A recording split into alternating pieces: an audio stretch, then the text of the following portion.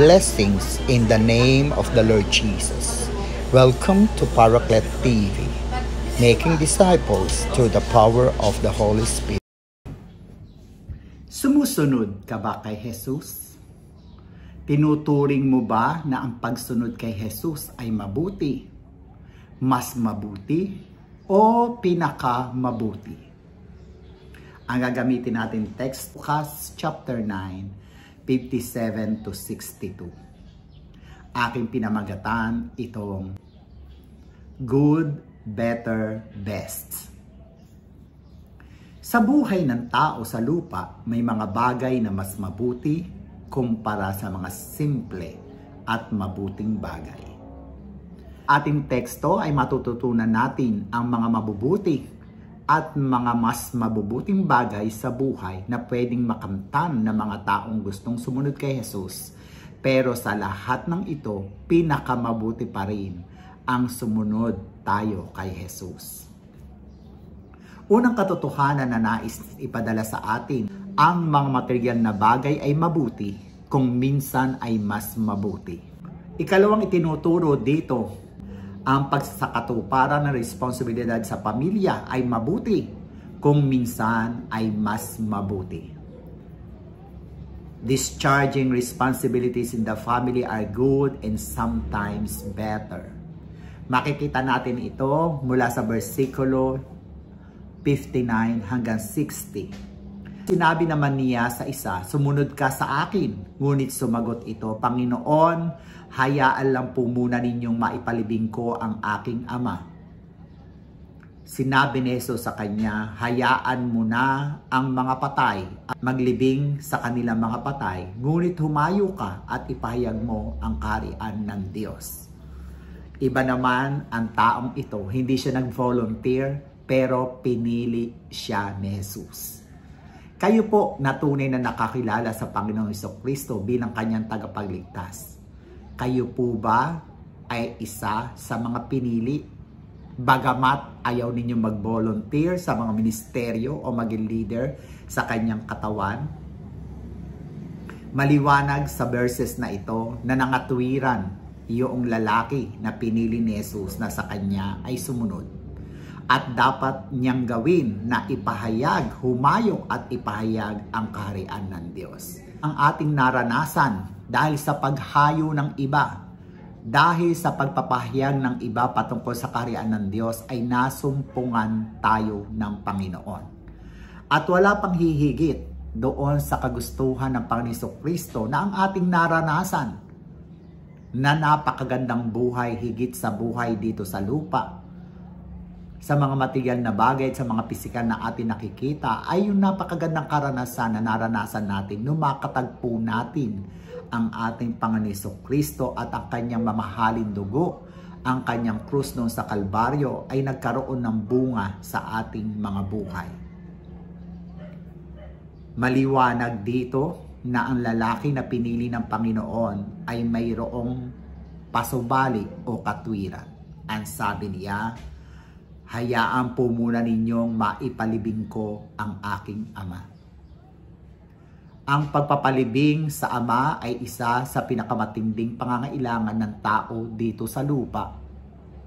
Maraming mga pangangailangan, pero kakaiba ang pangangailangan ito dahil sa panahon na tinatawag siya ng Panginoon Jesucristo ay nasa malalim siyang pangangailangan. Maaaring siya ay nalulungkot, maaaring sa panahon na maiksi ay nakasama niya ang kanyang ama at kinakailangan niya itong paglingkuran sa pamamagitan ng magandang pagpapalibing dito.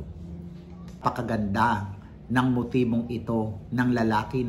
Totoo po na ang bawat isang tao ay may responsibilidad sa kanyang pamilya. Ang mga ama ng tahanan, una niya responsibilidad, ang sabi ng aklat ng Efeso, mahalin ang kanyang asawang babae. At ang katibayan ng kanyang pagmamahal ay yung masugid at tunay na pagtatrabaho niya upang ang pangangailangan ng kanyang pamilya ay kanyang matugunan. Ang mga ina naman ng tahanan, ang kanyang una responsibilidad ay magpasakop sa kanyang asawang lalaki. At ang katibayan nito ay nagiging ilaw siya ng tahanan, nag-aalaga sa kanilang mga anak, tumutugon sa mga household chores o pangangailangan at trabaho sa loob ng tahanan. Ang responsibilidad naman ng mga anak ay maliwanag sa banal na kasulatan na dapat nilang igalang ang kanilang mga magulang at ang isang katibayan ng kanilang paggalang ay ang pagiging masunurin sa mga aral ng ama at ina. Mahalaga na tayo bilang mga magulang, alam natin ang mga aral na dapat nating ibigay sa ating mga anak. Maliwanag na sinabi ni Moses na ang mga aral na dapat nating ituro sa ating mga anak ay huwag nating ihiwalay sa kanila. Ilagay ito sa kanilang mga noo, ilagay ito sa mga poste ng tahanan, sa kanilang tahanan upang maya't maya ay makita nila ang mga aral na ito. Higit sa mga aral na tututunan sa edukasyon, sa mga paaralan o mga aral na nakikita nila sa telebisyon o nakikita man din madalang sa social media. Ang aral na salita ng Diyos ang dapat na itinuturo ng mga magulang sa kanilang mga anak upang habang sila ay papalaki ay tunay silang lumakad sa turo ng banal na kasulatan. Ang mga anak dahil sila ay gumagana sa kanilang mga magulang ay tumutulong sa mga gawaing bahay, nag-aaral ng mabuti at kapag sila na ay nakapagtapos tumutulong sa ibang pangailangan bahagi ng kanilang sweldo ay tinutulong nila sa kanilang mga magulang. At kapag hindi na pwede na magtrabaho ang kanilang mga magulang dahil sila ay matatanda na, ay katungkulan responsibilidad ng mga anak na sila'y alagaan kung papaano sila pinalaki, alagaan din nila kanilang mga magulang sa kanilang pagtanda. Sa mga TV o sa mga patimpalak kapag tinanong bakit ka sumali dito, maging sa mga sikat na mga beauty contest sa Miss Universe, karamihan sa mga contestants na ito nagsasabi kaya sila sumali ay upang matulungan nila ang kanilang pamilya. O maging sa mga social media, tingnan natin ang mga postings, makikita natin na maraming mga tao sa social media ang nagpapahalaga ng kanilang mga pamilya, tila ba ipunong-puno ng pag-ibig sa kanilang mga magulang at sa kanilang mga kapatid. At sa turo ng banal na kasulatan at maging sa mga itinuturo ng maraming mga mananampalataya o leaders ng simbahan, ang hierarchy of relationship ng tao. Ano ba ang dapat mauna sa relasyon, pakikipagrelasyon ng tao? At maliwanag dito, una, ang tao, ang relasyon niya sa Diyos ang dapat nauuna. Ikalawa, ang relasyon niya sa kanyang pamilya. At ang ikatlo, relasyon niya sa kanyang ministeryo o mga kapatiran sa Panginoon. Ang sabi ng Panginoong Jesucristo, hayaan mo na ang mga patay ang maglibing sa kanilang mga patay, ngunit humayo ka at ipahayag mo ang kaharian ng Diyos. Ano ang mas mahalaga? Maisakatuparan ang responsibilidad sa pamilya o pagsunod kay Jesus? Sa Marcos 3:35 ay makikita natin na pagkatapos kausapin ni Jesus ang kanya mga piniling mga alagad doon sa isang bundok ay tunay na umuwi na si Jesus pagkatapos nito. Ngunit nang siya ay makarating sa kaniyang tinutuluyan ay maraming mga tao ang naroon, kaya nga ito ay kanyang hinarap at hindi na siya nakakain at nagturo na lamang siya. At habang siya ay nagtuturo sa maraming mga taong ito ay dumating ang kanyang inang Maria at ang kapatid sinusundo siya. Ang sabi ng Marcos 3:35, sumagot ang Panginoong Jesucristo dahil isa sa mga nakikinig ang wika, narito po ang iyong nanay at ang iyong mga kapatid, kayo na po ay sinusundo. Hindi sinabi ng banal na kasulatan kung ano ang dahilan, bakit siya sinusundo. Hindi siya makapaglilibing ng mga patay.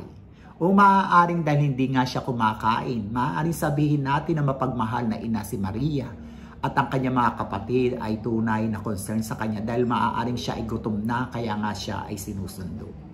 Ang hayagang tugon ng Panginoon, ang sabi ng Panginoong Jesucristo, sapagkat sino man ang gumaganap ng kalooban ng Diyos, ito ay ang aking kapatid na lalaki at aking kapatid na babae at ina.